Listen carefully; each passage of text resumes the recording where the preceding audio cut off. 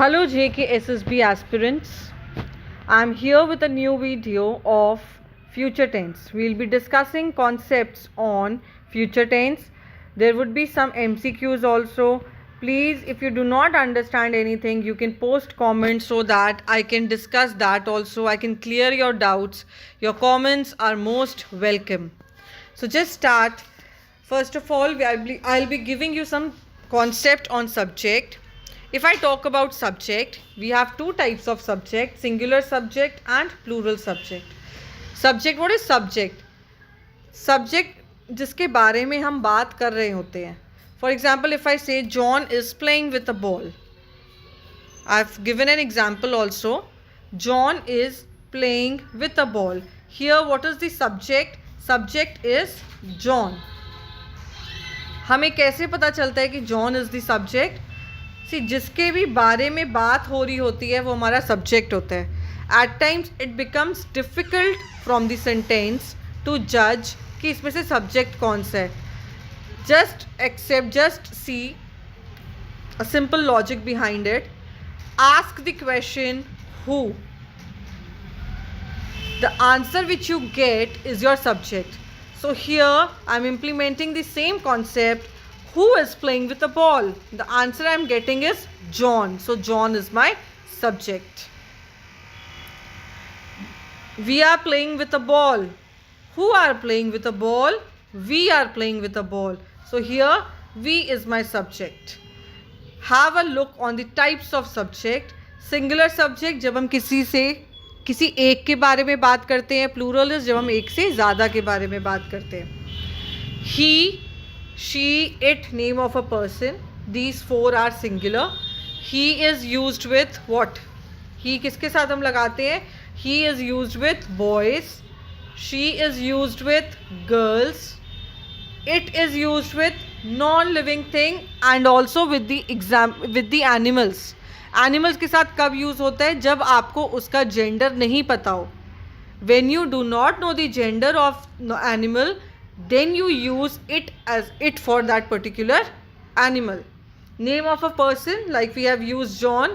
John क्या है? Name of a person. तो इसमें हम इसे singular deal करते हैं. Then we have I. I को मैं last में discuss करूँगी. If I talk about plural, plural में I have we, हम सब, they, वो सब. You, English language में it is plural. In Hindi it is singular. तुम और तुम सब दोनों के लिए हम you ही लगाते हैं. All, सब, ये सारे के सारे subjects, the one which I have circled are what? Plural subject. Now see I is such a subject which is singular also and plural also. कुछ cases में ये singular होता है, कुछ cases में ये plural होता है.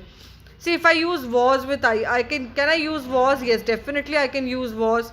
तो यहाँ पे I के साथ हम was भी लगाते हैं, इसकी जगह हम am लगाते हैं. पर क्या हम I के साथ does लगाते हैं? I does my work? No, we say I do my work. So here in this case I is what? Plural. Similarly, I has done my work? No, I have done my work. So these are particularly two cases wherein what I is plural. I दो cases में plural होता है, एक have के case में और एक do के case में. Otherwise I is what? I is singular.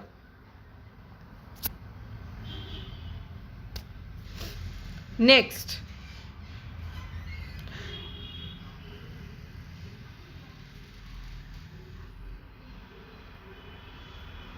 we have missed one thing here. What is that one thing?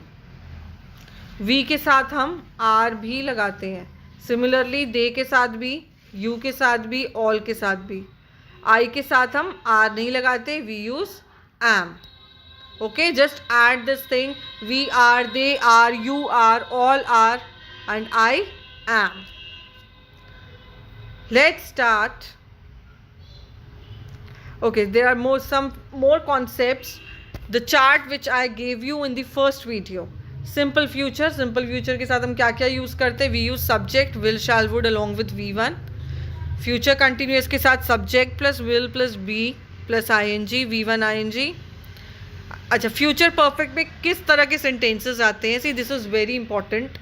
whenever we are talking about future perfect, generally जो statement इसमें हम बनाते हैं, future perfect comprises of an action which completed or which we have completed in the future, पर उससे पहले उसके बाद एक और इवेंट हुआ होता है, एक इवेंट हुआ होता है जिससे पहले जो एक्टिविटी ख़त्म होती है उसमें हम फ्यूचर परफेक्ट लगाते हैं. जनरली ऐसे वाले जो क्वेश्चंस होते हैं, ऐसे वाले जो स्टेटमेंट्स होते हैं, ये सपोर्टेड होते हैं बाय से. Like if I say by 2022 I will have completed my bachelors. Hindi में अगर आप बोलो इस टाइम तक मैं ये काम कर चुका होऊंगा. सो जब आप तब की बात करते हो, फ्यूचर की बात करो, लेकिन फ्यूचर में वो काम आप ख़त्म कर चुके होगे. Such statements are always supported by and therefore you will always use future perfect in such type of sentences. अब फ्यूचर परफेक्ट कंटिन्यूस में दो बहुत ही इंपॉर्टेंट कॉन्सेप्ट्स हैं हमारे पास, जो हमें पता होना चाहिए कि हमें कहाँ पे सिंस यूज़ करना है, कहाँ पे फॉर यूज़ करना है. In simple language, since is used when you know when the activity began but you do not know when it ended. आपको पता है कि वो स्टार्ट कब हुई है पर ख़त्म कब होगी आपको नहीं पता. लाइक इफ़ आई से कि मैं आपको सुबह से पढ़ा रही हूँ, अब सुबह से मैं कब तक पढ़ाऊँगी, we don't know. So the teacher has been teaching me since morning. पर अगर मैं कहती हूँ कि मैं आपको 2 घंटों से पढ़ा रही हूँ, I have been teaching you for 2 hours. Got it the difference. For में आपको ड्यूरेशन पता होता है कि वो काम, वो एक्टिविटी कितनी देर के लिए चली है. सिंस में आपको ये पता होता है कि वो काम शुरू कब हुआ है लेकिन ख़त्म कब होगा वो आपको नहीं पता. I have given an example here. We have been friends since 2008. अब सिंस क्यों लगाया कि 2008 में हमने फ्रेंडशिप की और तब से हम फ्रेंड्स हैं. Till when we don't know, there is a question mark. ऐसे केसेस में आप क्या लगाते हो, सिंस लगाते हो. मैं उसे 2 सालों से जानती हूँ, specific period, I know him for 2 hours. तो ऐसे केसेस में आप क्या लगाते हो, फॉर लगाते हो. Let's start the MCQs. The first one, इसमें भी आपको कुछ ना कुछ कीवर्ड ज़रूर मिलेगा. सो हैव एन आई, ध्यान से देखें आप कि इसमें कौन सा कीवर्ड है. The first one, I don't think we dash meet again. हमारा जो कीवर्ड है इसमें दैट इज़ डोंट आ गया. डू नॉट जो कि यूज़ होता है सिंपल प्रेजेंट के साथ. सो यहाँ पे हम V1 लगाएंगे. आई डोंट थिंक, V1 किस में है, C में है. सो the correct one is will. Future की worksheet है definitely. See in future tense you cannot make a sentence without will, shall and would. इन तीनों में से एक चीज़ हर एक ऑप्शन में होगी ही होगी. So blindly will, shall and would along with it first one. First form of verb किस में है, C में है. So C is my correct option. Second, he dash here early next month. Next month is the keyword. अब ये वाले keywords as I told you हम किसके साथ यूज़ करते हैं, सिंपल फ्यूचर के साथ. बी है, be is your main verb here. अब सिंपल फ्यूचर है तो आप क्या लगाओगे, विल लगाओगे. So the correct option should be will and plus be. So here the correct option is will be. Then we have third one. If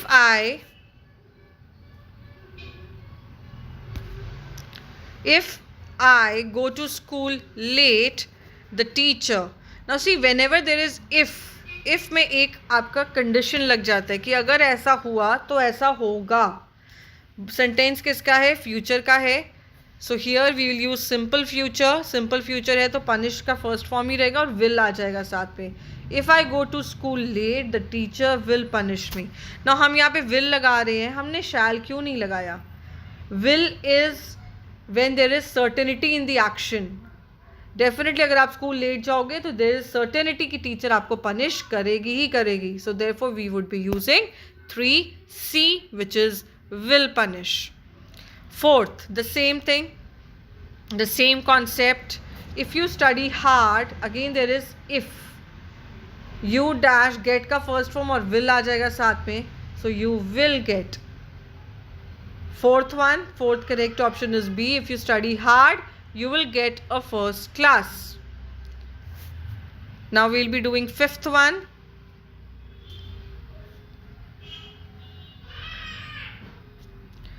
He dash have for Srinagar next week. He dash have for Srinagar next week. Next week is my keyword. When there is next week, we are supposed to use simple future. Leave. See, there is a small correction again. यहाँ पे this is a typing mistake. It is not have, it is leave. इसको आप correct कर लो. यहाँ पे leave है. Verb का जो form use होगा वो leave है. So leave और उससे पहले हम लगाएंगे simple future का will. So A option is the correct one. He will leave for Srinagar next week. Sixth, the child dash arrange his books in the bag. Here, see, we are in the options. If you look, हर एक में ing है. There is ing in every option. That means ये continuous का sentence है. अब continuous है और future की sheet है ये हमारी. So here it will be will plus be plus ing, right? So 6C, the child will be arranging his books in the bag. C option. 7th, Tony dash wait for you. Again अब sentence अगर आप पढ़ो ing options में अगर आप देखो we have ing everywhere, here also, here also, here also, here also. So will plus be plus ing. 7C is the correct option. Tony will be waiting for you. See, many a times आपको sentence पढ़ के शायद नहीं detect हो कि उसमें कौन सा टेंस लगाना है. इन सच केसेस आप ऑप्शंस देखो, ऑप्शन से आपको पता चल जाएगा दैट अगर ऑल ऑफ द अबव है तो आप अप्लाई करके देखो. अदरवाइज जैसे अब इसमें ing है तो यू कैन मेक आउट कि सेंटेंस किसका होगा, कंटिन्यूअस का होगा. 8th, अच्छा 8th इस टाइप के क्वेश्चंस में हम क्या देखते हैं, हमारा keyword the peon dash ring the bell by. अब जब मैंने आपको बताया कि बाय है तो ये सेंटेंस फ्यूचर परफेक्ट का ही होता है. Every time it will be of future perfect. Why? Because by is there. Future perfect means will plus have plus third form. So the peon will have rung the bell by 10 o'clock. 8D is the correct one.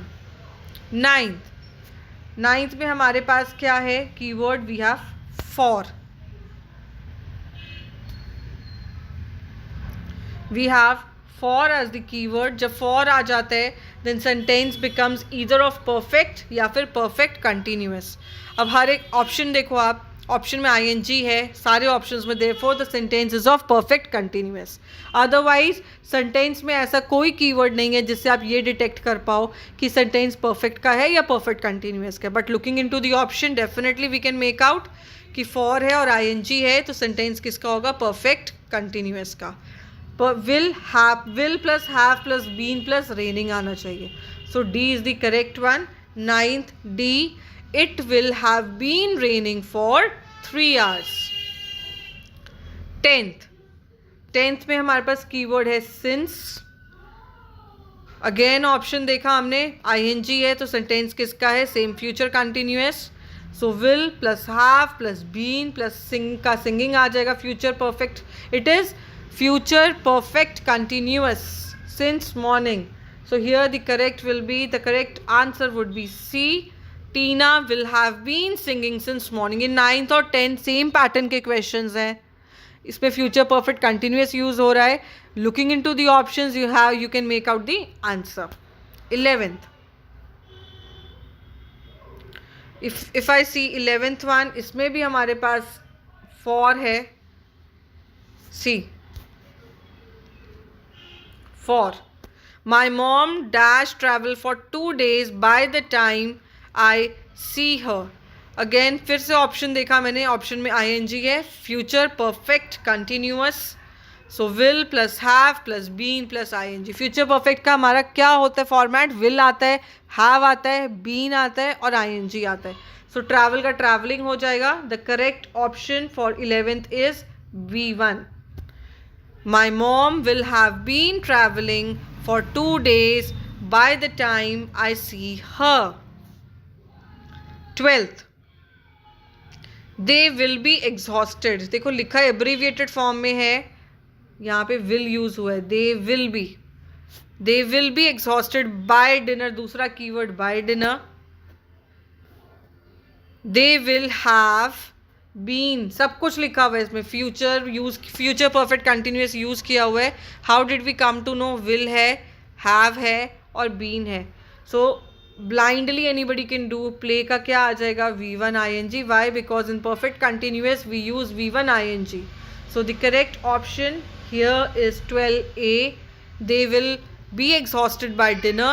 They will have been playing hockey for 2 hours. 13th. Will you dash work here for 10 years by the time of Christmas party? अब ऐसे वाले questions में देखो आप perfect use करोगे या perfect continuous. See by the time which it is talking about, वो उस समय भी काम कर रहा होगा. So the sentence is of future perfect continuous. So when the sentence is of future perfect continuous, आप क्या यूज करोगे? विल यूज करोगे, हैव यूज करोगे, बीन यूज करोगे और ing यूज करोगे. विल ऑलरेडी पूछा हुआ है. It has been use because it is interrogative question, interrogative sentence. Interrogative है तो will you have been working here for 10 years by the time of Christmas party. 13C is the correct option. Will you have been working here for 10 years by the time of Christmas party? 14th. Again, इसमें भी if you see, you have got many clues here. It is a 24 hours relay. They will, पहला आ गया will. Will है, sentence future का है, have भी है, been भी है. So definitely sentence किसका? It is a future perfect continuous. When it is future perfect continuous, the verb form which we use is again V1 ing. तो V1 ing है तो run का क्या बन जाएगा? Running. 14B is the correct one. So it is a 24 hours relay. They will only have been running for half the time by 6 PM. 15. She will be groggy. Groggy is weak. Groggy is weak. She dash be undergoing surgery for 3 hours. Now ing भी है और future perfect की, future की sheet है, future perfect continuous use होगा. Why? Because for is there. जब for आ गया या तो वो परफेक्ट होगा या परफेक्ट कंटिन्यूस होगा. We have got a clue कि ing यहाँ पे यूज किया हुआ है. So here it will be will लगाओगे प्लस हैव लगाओगे प्लस बीन लगाओगे और अंडरगोइंग तो पहले से ही है. So here it will B 15th B. She'll be groggy. She'll be groggy. She will have been undergoing surgery for 3 hours. 16th. We dash eat before we come, so we will be hungry. See, as you can see here, in one part of the sentence हमने क्या use किया है? What we have used will. अब दूसरे वाला जो है, that has to be again we dash eat before we come. The sentence has to be negative. Negative क्यों होगा? क्योंकि आप कब खाओगे? जब आप hungry होगे. So definitely we won't have eaten before. आपने नहीं खाया होगा तभी आप hungry होगे. Here the correct option for 16th is A. We will not have eaten before we come, so we will be hungry. 17th. See 17th पहला keyword है for. For है तो या तो हमारे पास फ्यूचर परफेक्ट आएगा या फिर future perfect continuous. Do you think that dad dash fix my bike for tomorrow. So it has to be that will have fixed. अगर ing है तो बीन के बिना तो हो ही नहीं सकता. So definitely C can not be there.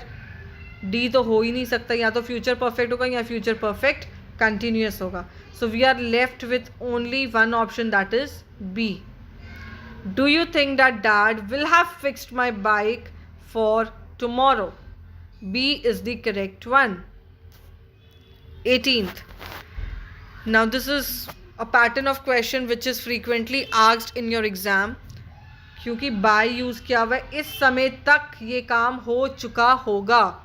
Future perfect हमेशा by अगर यूज़ हो रहा है, ईयर है साथ में, तो ये काम हो चुका होगा. इस तरह के सेंटेंस में आप हमेशा फ्यूचर परफेक्ट यूज़ करते हो. So by 2020 Eric will have lived in Madrid for 4 years. A option. Okay, ये this can not be there. Will के साथ हैज़ लगता ही नहीं है. विल लिव भी नहीं हो सकता, फॉर लगा हुआ है. विल बी लिविंग भी नहीं हो सकता क्योंकि फॉर लगा हुआ है. So we are left with only one option, that is A. By 2020, Eric will have lived in Madrid for 4 years. 19th. Same concept. By है यहाँ पे. The sun dash rise by 2 o'clock. Future perfect है. Will plus have plus third form. Sentence किसका होगा? Negative का होगा. So here it will be won't have risen. 19A. The sun won't have risen by 2 o'clock. Won't rise cannot be there क्योंकि ये simple future है. Will be rising तो बिल्कुल नहीं हो सकता है क्योंकि ये continuous है. Will have been rising also cannot be there. So A is the correct one. 20. Dash do the shopping by 5 o'clock. Here again the keyword is by. जब बाय आ गया तो सेंटेंस फ्यूचर परफेक्ट का बन जाता है. When it is future, हमारा क्या formation होता है फ्यूचर परफेक्ट का? हम सब्जेक्ट लगाते हैं, उसके साथ विल लगाते हैं, then we use have and then we use V3. Right, this is the formation. So subject, this is C there is a question mark here. यहाँ पे क्वेश्चन मार्क है, विच मीन्स कि सेंटेंस किसका? Interrogative का है. Whenever the sentence is of interrogative, जब interrogative का होता है सारा फॉर्मेट सेम रहेगा. You will just move will here. will आगे आ जाता है, बाकी सारा कुछ सेम रहेगा.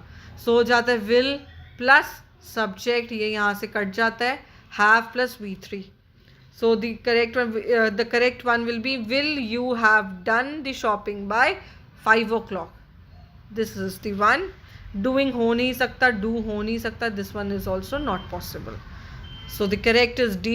Will you have done the shopping by 5 o'clock? I hope it is clear. See, it is very simple to make a simple sentence into interrogative. मैं आपको एक करके बता रही हूँ, and that particular thing you can implement in every type of sentence, every type of tense. See, if it is, if I say I do work there, this is a simple sentence. When I make it interrogative, when I'm supposed to make it interrogative, मैं क्या करूँगी? auxiliary verb ढूंढूंगी. इसमें auxiliary verb कौन सा है? ये है. I will just pick it up and place it at first. So it will be do I work there? Question mark. Got it?